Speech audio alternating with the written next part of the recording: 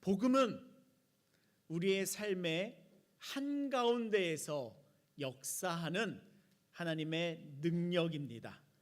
복음은 우리의 삶의 현장 한복판에서 역사하시는 하나님의 능력입니다.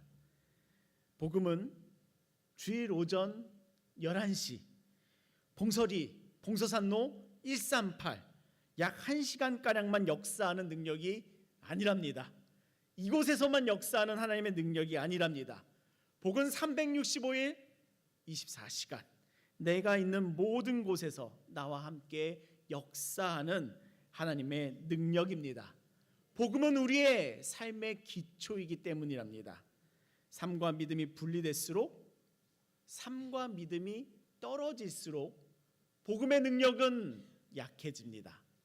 그러나 복음과 삶이 함께할수록, 믿음과 삶이 섞이면 섞일수록, 엮이면 엮일수록 복음의 능력은 더 성하여집니다. 워라벨이라는 말이 있죠. 현대 도시 사람들의 로망과 같은 말입니다.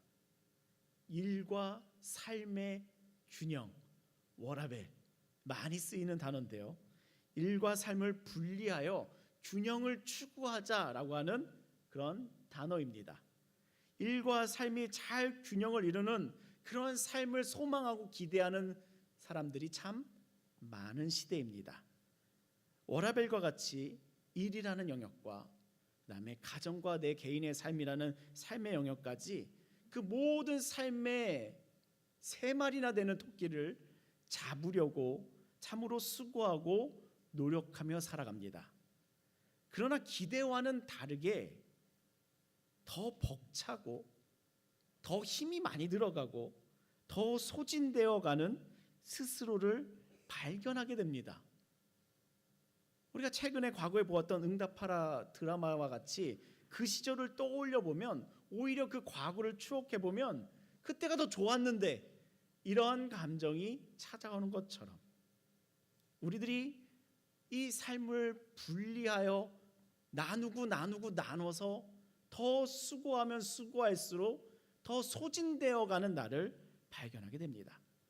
이 생각이 신앙으로 확장되면 신라벨 또는 교라벨이라고 단어를 만들 수가 있습니다. 제가 만든 단어입니다. 어디서 들어본 적은 없으셨을 단어랍니다. 제가 만든 겁니다.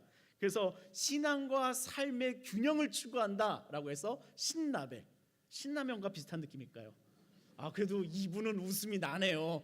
1부 때는 전혀 안 우셔갖고 내가 이게 지금 개그를 한 건가? 라는 마음이 다가오기도 했지만 신앙과 삶의 균형이라고 해서 신라벨, 또 교회와 삶의 균형이라고 해서 교라벨, 이런 단어를 우리가 만들어낼 수가 있습니다. 신앙과 믿음과 삶을 두 군데로 나누고 믿음을 삶의 한 영역으로만 두려고 하는 그 모습을 더 이상적으로만 생각하려고 하는 모습들이 많이 보입니다. 이러한 삶이 우리들을 풍요로운 생명의 삶으로, 하나님 나라의 삶으로 인도하여 줄까요? 사람의 상식으로는 신라벨이 더 이상적이고 더 좋을 것 같습니다. 더 풍요로워질 것 같습니다. 그러나 예상과 다르게 나타나는 현상들은 신앙과 삶이 분리되면 분리될수록, 나뉘어지면 나뉘어질수록 그 삶은 오히려 무너지고 있는 것을 발견하게 됩니다. 신앙과 삶이 분리되는 세대면 세대일수록 그 삶이 세워가는 삶이 아니라 오히려 세움받지 못하는 삶의 모습을 더 관찰하게 됩니다. 그로 인하여 삶이 한쪽 구석에서 무너지기를 시작하니 가정마저도 한쪽 구성에서 무너지기를 시작하는 모습들을 많이 관찰하게 됩니다. 왜 그럴까요? 우리의 삶을 지탱하는 것이 바로 믿음이기 때문이랍니다. 믿음은 삶의 기둥을 지탱하여 주는 기초석 또는 코너스톤이 되어주거든요. 그런데 그 믿음을 빼내서 균형을 이루겠다 하면서 삶과 기초석을 동시에 놓고 동일하게 놓으니 오히려 기반이 없어져 있는 그런 모습을 보게 되지요. 성경은 우리들에게 말합니다. 믿음 위에 서라. 하나님의 말씀은 우리들에게 외칩니다. 믿음 위에 세움받아라. 우리의 인생은 믿음 위에 서는 것이다. 이렇게 이야기합니다. 믿음과 삶은 분리되어 균형을 이룰 것이 아니랍니다. 그런 구조가 아닙니다. 믿음이 삶을 떠받치는 거랍니다. 믿음이 삶을 세우는 것이랍니다. 믿음과 삶이 나뉘어져서 밸런스를 이루고 있는 모습이 아니라 믿음이 삶을 떠받칠 때 사람은 세움받습니다. 사람은 더욱 풍성한 생명 가운데 세움받게 됩니다. 하나님의 말씀은 우리들에게 어떠한 삶이 풍성한 생명을 누리는 복된 삶인가, 그 삶으로 우리들을 초대하여 주시는데요. 그 모습은 믿음 위에 그의 삶이 세워져 있는 모습이랍니다. 복음과 믿음은 이 관계를 잘 살펴보시기를 소망하는데요. 이 복음과 믿음이 이 삶에, 내 삶에 있어서 한 영역일까요? 기초일까요? 오늘 사도행전 17장의 말씀을 통해 우리들의 삶의 현주소를 점검해 보며 그 말씀 위에 다시 세움받는 복된 은혜가 있으시기를 예수님의 이름으로 축복합니다. 새해 첫 주에 우리 사도행전 말씀 가운데로 다시 들어가 보도록 하겠습니다. 사도행전 14장에서 바울과 바나바는 1차 전도 여행을 마쳤습니다. 전도 여행 가운데 이방인들에게도 복음이 전해지는 성령의 역사를 이들이 많이 체험하였습니다.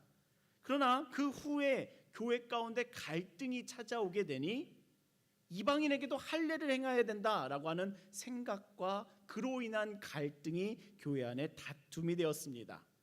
교회는 그로 인해 꽤나 시끄러워졌고 서로에게 상처를 주는 말들을 주고받고 있었습니다. 그러나 기도하는 성도들은 무엇이 하나님의 예정하심인가, 무엇에 하나님의 뜻이 있는가라는 것을 발견하였고 그 발견으로 말미암아 이방인에게 할례를 주지 말자라는 결론을 내리게 됩니다.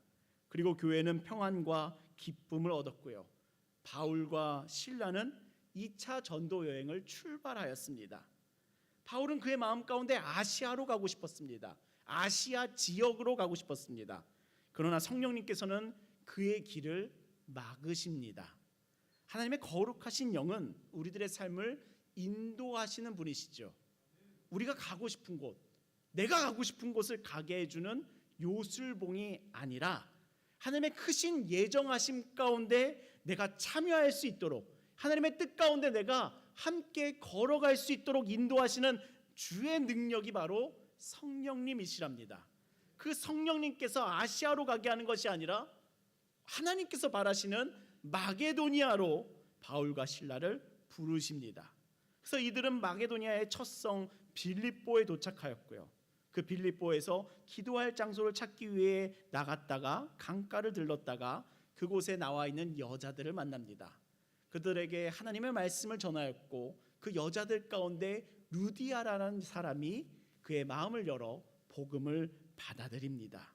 그리고 그 복음이, 그 믿음이 그 여인의 삶에 있어서 기초가 되니 그의 삶까지도 오픈하는, 그의 집까지도 오픈하는 그 놀라운 일이 벌어지게 되고 그 열린 마음들 가운데 교회가 시작되었습니다. 그 선교의 기쁨이 빌립보에서 시작되던 그 차에 바울은 한 귀신 들린 여종을 만나게 됩니다. 그리고 그 여종에게 바울은 이렇게 복음을 선포합니다. 예수 그리스도의 이름으로 내가 내게 명하노니 그에게서 나오라. 아멘. 우리 사랑하는 종교 성도 여러분, 이 복음의 능력이 귀신을 다루는 줄 믿습니다. 이 복음의 능력이 귀신마저도 내어 쫓는 하나님의 능력인 줄을 믿습니다. 바울은 그 귀신 들린 여종을 향하여 예수 그리스도의 이름으로 내가 내게 명하노니 그에게서 나오거라 하니까 귀신이 떠나가는 놀라운 성령의 역사가 나타났습니다. 성령님께서는 그 귀신 들린 여종 가운데 역사하였고 그 여종은 귀신으로부터 자유함을 얻었지요. 그런데 귀신은요, 돈을 아주 잘 이용합니다. 사람의 영혼 가운데 무엇으로 닻을 내려놓고 그 영혼을 메어놓기를 잘하냐면요, 바로 돈으로 잘합니다. 그의 돈으로 사람의 영혼 가운데 닻을 내려놓고 그 영혼을 메어두지요. 그러나 그 복음의 능력이 그의 영혼을 자유케 합니다. 그 복음의 능력이 귀신의 사슬을 끊어내고 그의 영혼을 자유케 합니다. 그것이 복음의 능력입니다. 우리 안에 이 복음의 능력이 있음을 믿으시기를 예수님의 이름으로 축복합니다. 우리들의 삶이 이 복음의 능력에 더욱 붙잡힌 바 되는 삶 되시기를 예수님의 이름으로 축복합니다. 그의 영혼의 자유함을 얻으니 누가 문제가 되냐면 주인들이 문제가 됩니다. 그 여종을 통하여 돈을 벌던, 그 여종이 귀신점을 치니 돈을 벌던 그 돈주들이 문제가 되죠. 돈줄이 끊겼잖아요. 그래서 주인들은 너무 화가 나서 바울과 실라를 붙잡아다가 심한 매질을 하고 감옥에 가두어 두었습니다. 바울과 실라는 감옥 속에도 찬양과 기도가 풍성하지요. 하나님께서는 그날 밤 한밤중에 큰 지진을 일으키시며 옥문을 여셨고 그 감옥을 지키고 있던 간수는 절망에 빠졌습니다. 옥문이 열려 있으니 모두가 도망가겠다 하며 절망하였지요. 그러나 바울과 실라는 문이 열렸다고 사람들처럼 세상처럼 바로 도망하는 것이 아니라 그곳에서 그 간수를 돌보며 그 간수에게 복음을 이렇게 전합니다. 주 예수를 믿으라. 그리하면 너와 내 집이 구원을 받으리라. 아멘. 우리 사랑하는 종교 성도 여러분, 주 예수를 믿으면 나와 내 집이 구원을 받는 줄을 믿습니다. 이 믿음이 여러분들에게 확신이 되기를 예수님의 이름으로 축복합니다. 죄수들이 다 도망간 줄 알고 절망에 빠져 죽음의 길로 가려고 했던, 자살하려고 했던 그 간수를 하나님께서는 구원하시며 그에게 생명을 주시며 그의 가족까지도 구원하여 주시는 은혜를 베풀어 주셨습니다. 그 놀라운 복음의 역사가 내 안에 일어날 줄을 믿습니다. 그 놀라운 복음의 능력이 우리 가정 안에 일어날 줄을 믿습니다. 그것에 믿음을 두시는 한 해 되시기를 예수님의 이름으로 축복합니다. 그 후에 바울과 실라는 루디아의 집에 다시 찾아가 걱정하고 있던 형제들에게 위로와 평강을 전하며 다음 선교지로 출발하였습니다. 이동하였습니다. 어디로 갈까요? 우리 17장 1절의 말씀 함께 읽어보시겠습니다. 다음 행선지, 빌립보 다음 행선지, 우리 같이 17장 1절의 말씀 함께 읽겠습니다. 시작. 그들이 암비볼리와 아볼로니아로 다녀가 데살로니가에 이르니 거기 유대인의 회당이 있는지라. 있는지라. 아멘. 이 17장을 시작하며 여러분들과 나눌 첫 번째 메시지는 복음이 들어가도록 삶의 자리를 열라입니다. 바울은 암비볼리와 아볼리안을 지나 데살로니가에 도착하였습니다. 여러분들 생소한 지명이시죠? 생소하시죠? 일부 예배 성도님들도 다 처음 듣는 이건 어디야? 라고 하는 그런 어색함들이 있었습니다. 그러나 이 세 지명들 가운데서도 그래도 익숙한 지명이 하나 있으니 어디입니까? 데살로니가. 데살로니가는 들어봤죠. 왜냐하면 우리들의 성경 가운데 데살로니가 전후서가 있습니다. 여러분들 말씀을 이렇게 화면으로만 보시면 무슨 성경이 있는지도 모른 채 살아가게 됩니다. 어떤 성경이 있는지도 모른 채 이 글자만 읽다가 신앙이 마치게 됩니다.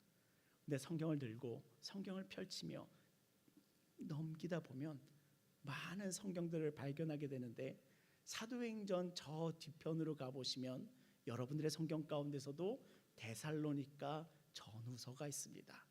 이 성경이 쓰여져 있는 배경이 되는 데살로니가에 지금 바울이 도착한 것이랍니다.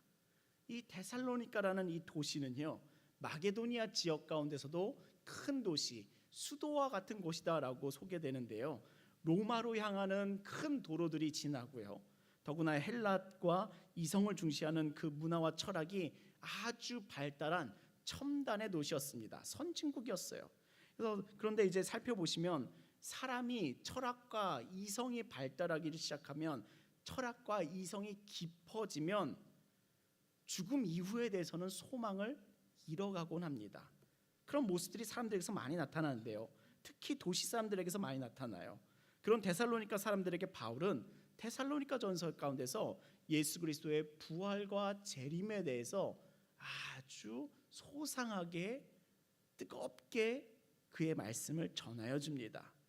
도시 사람들에게 그 죽음 이후의 삶에 대한 소망을 잃고 살아가는 도시 사람들에게 오늘만 살아가는 그 도시 사람들에게 오늘밖에 보지 못하는 그 도시 사람들에게 그 이후의 삶의 소망을 선물하여 주고자 바울은 데살로니가에서 특별하게 그 예수 그리스도의 재림에 대한 복음을 아주 뜻깊게 전해줍니다. 그곳이 바로 데살로니가인데요. 바울은 지금 최첨단의 신도시, 사람들이 몰리는 첨단의 도시, 그러나 사람들은 소망을 잃어간 그 데살로니가에 복음을 들고 지금 들어오고 있는 장면이랍니다. 우리가 사도행전 17장을 시작하면서 우리가 특별히 주목하고자 하는 것은요, 이 데살로니가라는 큰 도시 가운데 복음이 도착했다는 거랍니다. 복음이 데살로니가라는 큰 도시 가운데 들어왔다라는 점이랍니다. 복음은요, 그렇게 삶의 자리로 들어온답니다. 복음은요, 삶의 자리 가운데 찾아온답니다. 복음은요, 삶의 현장 가운데 위치한답니다. 복음은 도시 밖 변두리에 있지 않습니다. 오히려 복음은 삶의 한가운데로, 우리들이 살아가고 있는 삶의 현장 한가운데로 들어오고자 한답니다. 그것이 바로 복음이랍니다.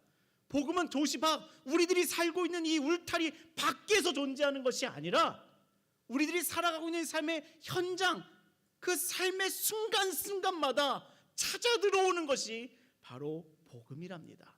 그렇게 복음은 광야의 복음뿐만 아니라 도시의 복음이기도 하답니다. 성경은 도시를 악한 것과 같이 묘사하기도 합니다.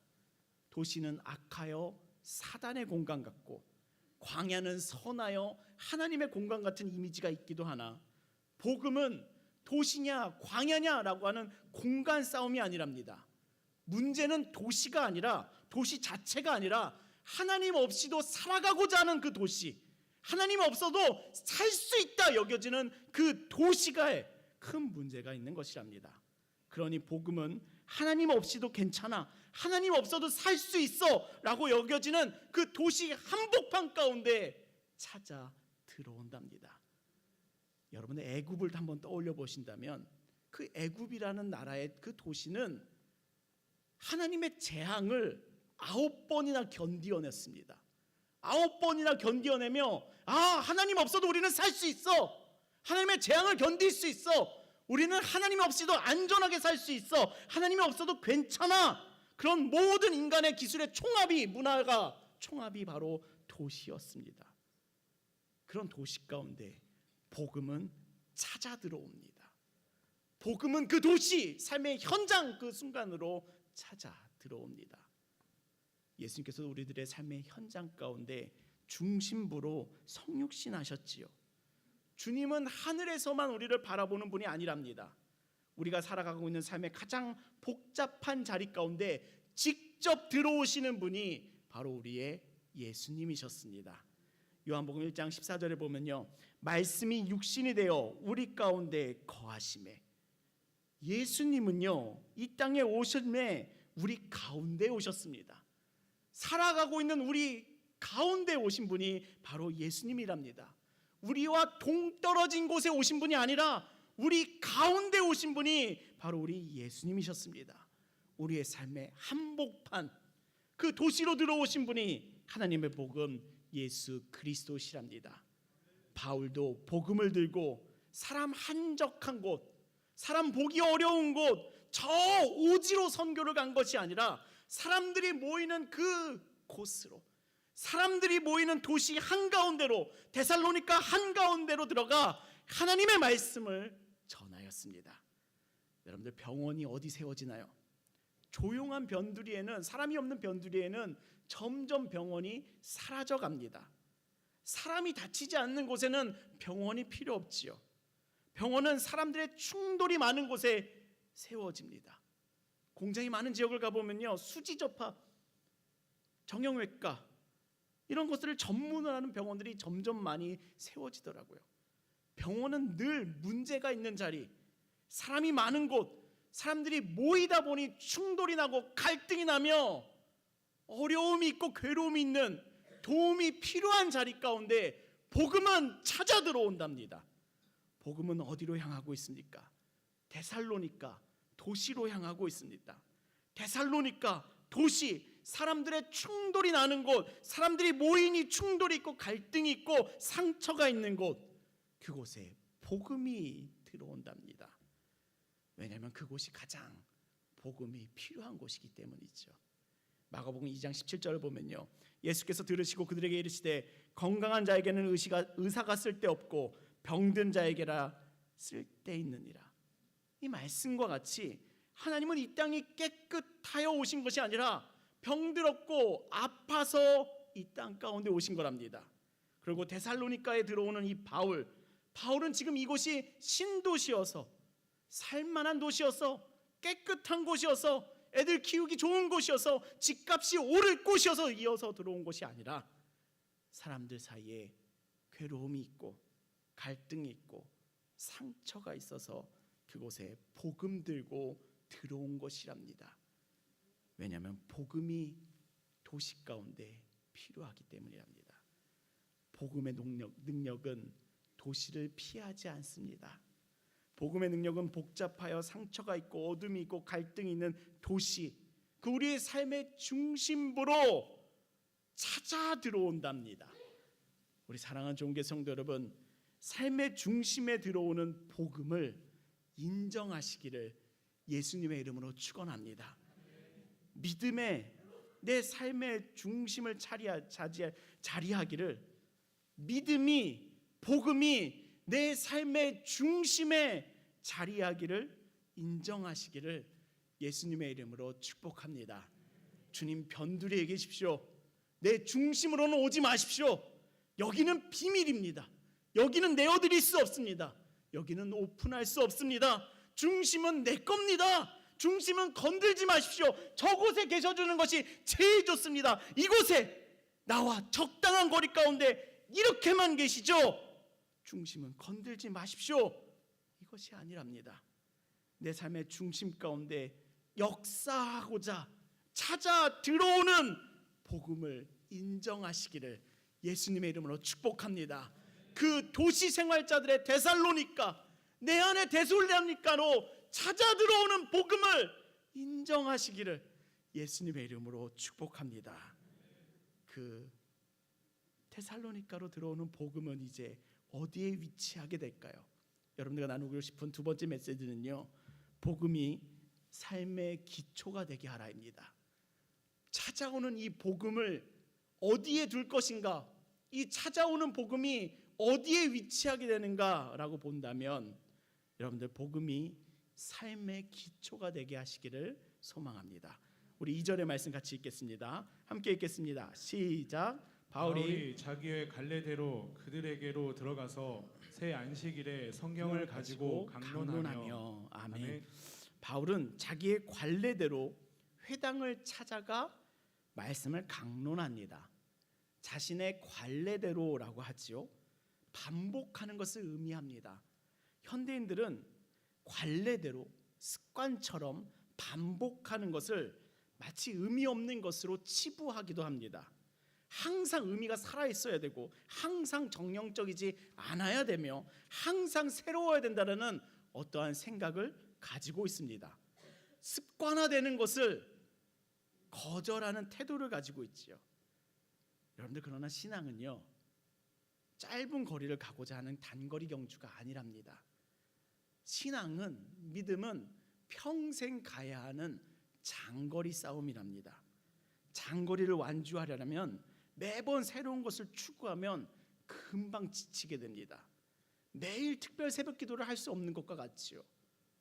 매일 특별 새벽 기도하는 사람은 금방 지칩니다. 오히려 평생 가는 사람들은 특세가 아니라 매일 기도하는 사람들이 평생 기도할 수 있게 되는 그의 능력을 쌓아가게 되죠. 장거리 완주가 목표이시면 아주 건강한 습관을 반복됨을 만들어 가야 됩니다. 의미를 다 알 수는 없어도 효과가 없을 것 같아 보여도 반복하고 반복하니 몸이 기억하게 하는 것이 장거리 주자들의 삶의 모습이랍니다. 우리들의 신앙에 있어서는 이를 거룩한 습관이라고 표현합니다. 거룩한 습관이죠. 혹자들은 그걸 보고 외식이다, 마음이 빠졌다, 그 상대를 평가하기도 하지만 그것은 하나님의 고유 권한이랍니다. 우리는 판단할 수가 없습니다. 오히려 예수님도 습관에 따라 산을 찾으시고 그곳에서 기도하셨습니다. 바울도 자신의 관례대로 회당을 찾아가 말씀을 강론하여 말씀을 나눕니다. 이것이 평생을 완주하는 사람들의 천천히 오래가는 페이스랍니다. 이것이 신앙과 믿음의 기초이죠. 기초는 천천히 오래 반복해야 만들어집니다. 기초는 쉽게 만들어지는 게 아니랍니다. 조금 해보고 되는 게 아니랍니다. 기초는 오래오래 시간을 들여 반복해야 만들어지고요. 그렇게 만들어진 기초가 단단하답니다.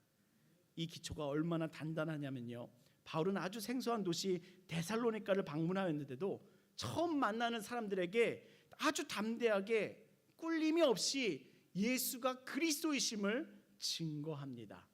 우리 3절의 말씀도 같이 읽어볼까요? 우리 3절 말씀 같이 읽겠습니다. 시작. 뜻을 풀어 그리스도가 해를 받고 죽은 자 가운데서 다시 살아나야 할 것을 증언하고 이르되 내가 너희에게 전하는 이 예수가 곧 그리스도라 하니. 아멘. 바울은 먼저 성경을 가지고 강론하여 뜻을 풀어준다라고 하죠. 뜻을 풀어줍니다. 하나님의 말씀을 설명하여 주고 안내하여 그 사람의 삶 가운데 그 말씀을 풀어주지요. 그 삶 가운데 하나님의 말씀을 섞고 있는 것이랍니다. 그 삶 가운데 옆에 말씀을 따로 두는 것이 아니라 그들의 삶 가운데 하나님의 말씀을 풀어주고 있는 것이랍니다.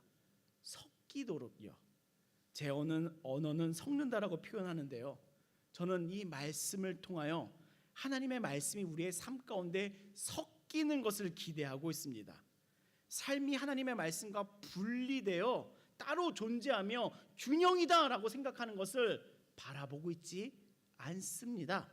하나님의 말씀은 우리의 삶과 섞일 때, 우리의 삶과 엮일 때 역사하는 능력이 있다는 것을 믿기에 하나님의 말씀이 우리 삶 가운데 섞이기를 소망하며 기대하고 있답니다. 바울은 성경을 가지고 강론하여 그들의 삶 가운데 그의 하나님의 말씀의 뜻을 풀어주는데요, 어떠한 내용으로 데살로니가 사람들에게 이 말씀을 풀어주냐면요, 그리스도가 해를 받고 죽은 자 가운데서 다시 살아나야 할 것을 증언하고 그 말씀이 기록된 대로 그리스도가 고난을 받고 또한 죽은 자 가운데서 다시 살아난다, 그 말씀을 그들의 삶 가운데 풀어주고 있습니다. 그가 예수시다, 그가 그리스도이시다 라며 하나님의 말씀을 그들의 삶과 엮어주고 있죠. 예수 그리스도를 데살로니가 도시 한복판에서 그들에게 선포하여 주고 있습니다. 예수가 그리스도이심을 선포하죠. 예수가 그리스도이심을 선포하죠. 예수 그리스도, 예수는 이름이고 성이고 그리스도는 이름이지는 않습니다. 예수는 구원자라고 하는 주님의 이름이며 그리스도는 우리 예수님의 직무, 역할을 의미합니다. 나의 삶을 다스리시는, 내 삶과 동떨어져 있는 분이 아니라 내 삶을 다스리시는 나의 왕, 하나님께 나의 삶을 중보하여 주는 나의 중보자, 나의 제사장, 하나님의 말씀을 나에게 전하여 주는 나의 선지자, 예수가 그리스도이시다라고 하는 이 믿음의 고백은요, 내 삶의 중심, 내 삶의 시작, 내 삶의 기초가 예수님이시다라는 것을 인정하는 믿음의 고백이랍니다. 바울은 그 데살로니가 그 도시에서 그 헬라 철학이 그들의 상식이며 생각이며 기초인 그 사람들에게, 로마의 문화와 법이 그들의 상식이며 생각이며 삶인 그 사람들에게 하나님의 말씀을 풀어 강론하여 주니 예수가 그리스도이심을 선포 선포하여 줍니다. 그 삶을 다시 예수 그리스도로 삼도록, 그 삶이 예수 그리스도에서 시작하도록 엮어주고 있는 것이 지금 이 바울의 사역이랍니다. 그들의 삶이 믿음 위에 세워지도록 예수가 그리스도시다 라며 그 이방인들에게 하나님의 말씀을 전하여 주고 있는 겁니다. 어떤 일을 하고 있는 거냐면요, 예수가 그리스도이다라는 것은 어떤 일을 하고 있는 거냐면요, 그 이방인들의 삶 가운데 그 삶의 기초가, 그 삶의 시작이 예수님이시다라는 것을, 기초석을 만들어주고 있는 그들의 마음이랍니다. 여러분들 집을 고칠 때 가장 어려운 공사는 인테리어가 아니라 기초 공사라고 합니다. 겉은 멀쩡해 보여도 기초가 무너지면 결국 그 집은 무너지게 되어 있죠. 고린도전서 3장 11절을 보면 이 닦아둔 것 외에 능히 다른 터를 닦아둘 자가 없으니 이 터는 곧 예수 그리스도라. 예수가 우리의 터전입니다. 예수 그리스도다라고 하는 그 고백 가운데는 예수가 나의 삶의 기초며 기초석이며 반석이다, 내가 그 위에 서 있다라고 하는 그 믿음의 고백이랍니다. 바울은 데살로니가 사람들의 그 삶 가운데 믿음을 쌓아놓고 있지 않습니다. 믿음을 포장지로 가려주고 있지 않습니다. 믿음을 액세서리로 달아주고 있지 않습니다. 믿음을 레이어로 쌓아가고 있지 않습니다. 바울은 지금 기초를 바꾸고 있습니다. 고난당하시고 죽으시며 부활하신 예수로 다시 기초를 잡는 것이 바울의 선교요 전도였습니다. 복음은 우리들의 삶을 꾸며주기 위하여 존재하지 않습니다. 복음은 삶이 서 있는 터를 다시 놓는 하나님의 말씀이랍니다. 나의 기초석을 바꾸는 것이 바로 복음이랍니다. 그래서 바울은 뜻을 풀어라고 하지요. 삶의 기초석을 바꾸는 것이며 삶의 구조를 다시 세우고 있는 그 현장이랍니다. 믿음을 삶의 기초로 놓고 있습니다. 믿음을 어디에 위치시키느냐, 내 삶 위에 믿음을 놓는 것이 아니라 믿음 위에 내 삶을 놓습니다. 믿음 위에 내 삶을 놓습니다. 믿음 위에 내 삶이 세워지니 새로워짐을, 새 힘을, 새 능력을, 새 사람됨을 받는 것이랍니다.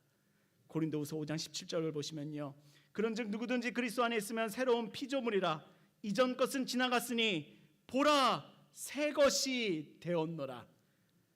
복음은 삶을 조금 더 나아지게 하는 말씀이 아니라 믿음은 삶을 다시 세워주는 시작입니다. 우리 사랑하는 좋은교회 성도 여러분, 우리들의 삶이 믿음 위에 서기를 예수님의 이름으로 축복합니다. 예수는 그리스도시다, 예수가 그리스도시다 라는 이 믿음의 고백은요, 내 삶이 믿음 위에 서 있습니다 라고 하는 놀라운 믿음의 고백이랍니다. 오늘 우리 도시 생활자들의 삶이 믿음을 어디에 두는가? 내 삶 옆에 두는가? 내 삶과 분리해서 옆에 두는가? 아니면 내 삶 위에 믿음을 두어 내 인생을 꾸며주는 용도로, 액세서리로 내 삶 위에 레이어를 쌓는가? 그것이 아니라 믿음 위에 내 삶을 세움받는 그 놀라운 역사가, 하나님의 능력이 임하시기를 예수님의 이름으로 축복합니다. 우리는 믿음 위에 설 때에 강건하며 믿음 위에 설 때에 풍성한 삶으로 나아갑니다. 그 믿음과 삶의 위치를 오늘 이 시간 잘 바라보시는 은혜가 있으시기를 예수님의 이름으로 축복합니다. 아멘. 믿음이 내 삶의 기초가 되는 사람들의 길은요, 다음과 같습니다. 마지막 세 번째 메시지는 복음으로 도시의 삶을 살아내라입니다. 우리 한번 같이 읽어보실까요? 함께 읽겠습니다. 시작. 복음으로. 아멘. 우리 4절의 말씀도 같이 읽겠습니다. 시작. 그 중에 어떤 사람 곧 경건한 헬라인의 큰 무리와 적지 않은 기부인도 권함을 받고 바울과 신라를 따르나. 아멘. 그 예수가 그리스도이심을 믿는 다양한 사람들의 실제적인 변화가 말씀 가운데 나타나지요.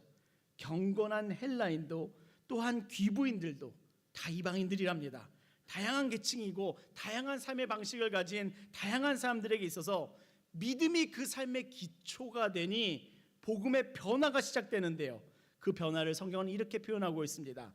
바울과 실라를 따르더라. 바울과 실라를 따르더라. 누구를 따라가는 삶이어야 되겠습니까? 우리들의 삶이 누구를 따라가는 삶이어야겠습니까? 연예인을 따라가는 삶이어야 되겠습니까?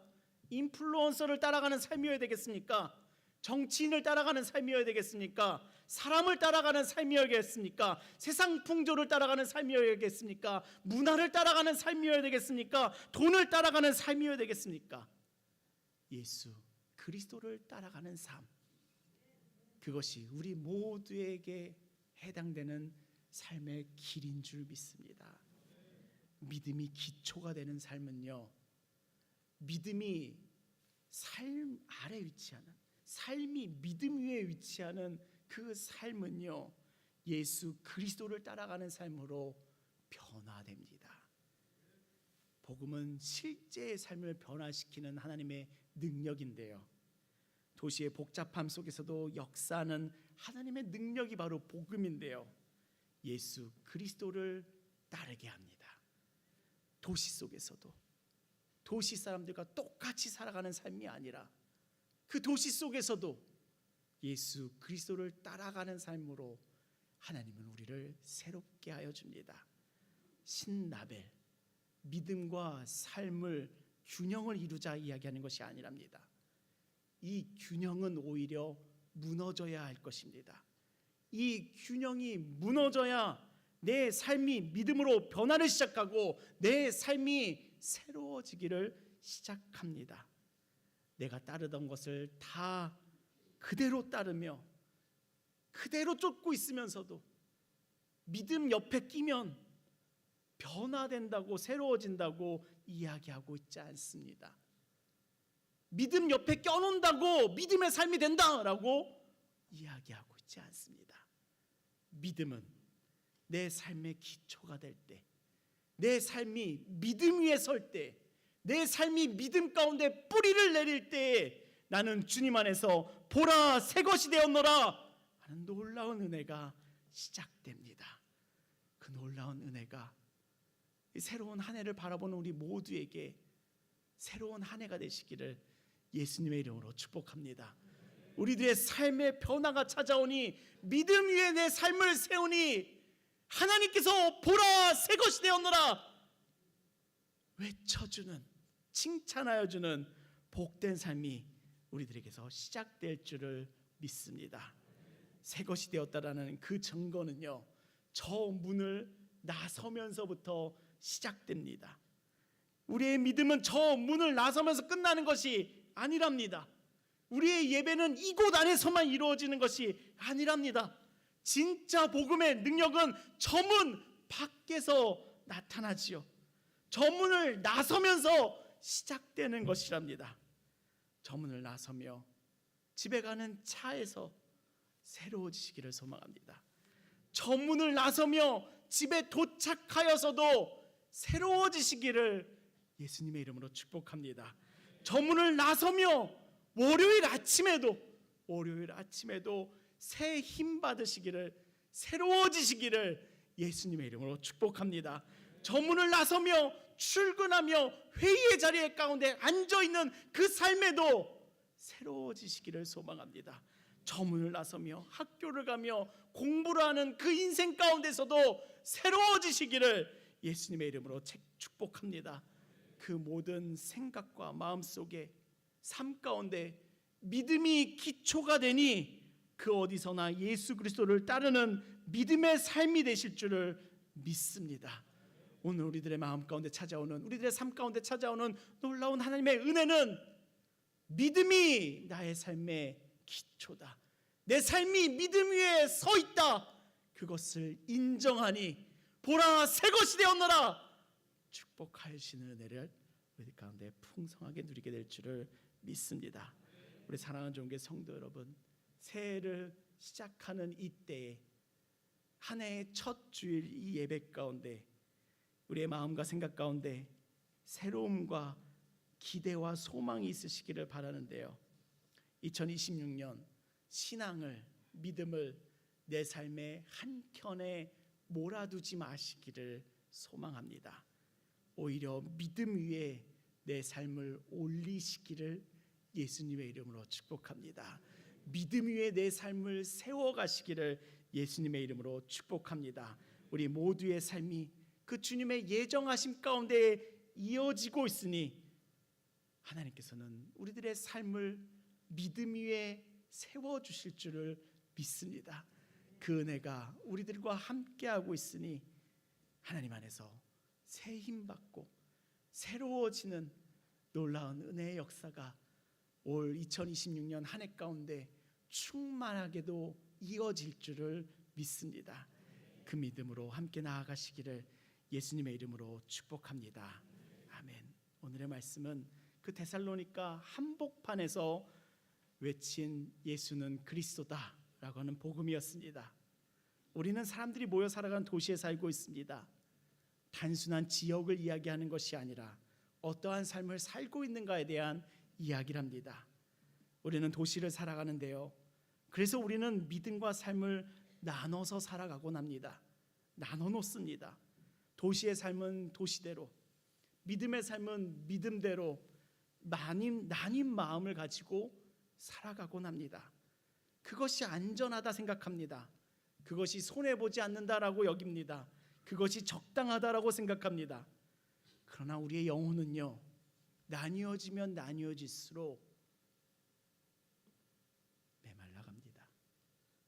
하나님께서 우리들의 영혼을 지으셨을 때는요, 우리들의 영혼이 나뉘어지도록 지으시지 않으셨습니다. 하나님께서 우리들의 영혼을 지으셨을 때는 온전하며 충만하기를, 전심으로 살아가기를 바라며 우리의 영혼을 지으셨습니다. 그러나 우리는 자꾸 이것을 나눠서 생각합니다. 나눠서 접근하니 모든 것에 수고와 힘이 들어가고 있지요. 그러나 하나님께서 우리들에게 주신 축복은요, 우리들의 영혼을 하나됨으로, 하나로 뭉쳐서 믿음 위에 세워둬라. 그 믿음 위에 너의 영혼이 뿌리 내리게 하라. 그 삶에 주의 은혜가 있으며 그 삶에 주의 풍성케 하심의 생명력이 있다. 우리들에게 그 말씀을 전하여 줍니다. 우리 사랑하는 좋은교회 성도 여러분, 오늘 꼭 내 삶은 믿음 위에 서리라. 나뉘어지지 아니하리라. 나뉘지 않고 균형을 이루지 않고 오히려 믿음 위에 서리라 라고 결심하고 나아가시는 우리 좋은 교회 성도님들 되시기를 예수님의 이름으로 축복합니다. 아멘. 그 놀라운 풍성한 생명의 길이 우리 가운데 펼쳐져 있으니 우리 함께 걸어가시기를 예수님의 이름으로 초대합니다. 아멘. 기도하시겠습니다. 우리 가운데 역사하시는 하나님 아버지, 주님의 말씀은 우리들의 삶의 한복판으로 들어오는 능력의 말씀임을 찬양합니다. 주님, 우리는 신앙을 삶과 나누며 복음을 삶의 한 영역으로만 두고 살아왔음을 고백합니다. 주님, 이제 우리들에게 믿음이 삶의 기초가 되게 하여 주시옵소서. 주님, 우리들의 삶이 믿음 위에 세움받게 하여 주시옵소서. 우리들의 삶이 믿음 위에 서니 주님께서 인도하시는 풍성한 생명을 누리는 복된 삶으로 주님 인도하여 주실 줄을 믿습니다. 이 새해를 시작하는 첫 시간에, 첫 주일에 아버지께서 우리들에게 하시는 말씀은 믿음이 너의 삶의 기초다. 너의 삶을 믿음 위에 세워라 하시는 주님의 초대임을 바라보며 아버지, 그 삶으로 우리가 나아가고자 하니 그 주일의 은혜가 월요일의 능력이 되게 하시고 도시를 살아가는 믿음의 삶으로 살아가는 하나님의 사람이 되게 하여 주시옵소서. 이 시간 주님을 예배하며 주님께 간구하오니 주님, 놀라우신 은혜를 힘입어 살아가는 삶으로 주님 우리를 축복하여 주시옵소서. 예수 그리스도의 이름으로 기도합니다. 아멘.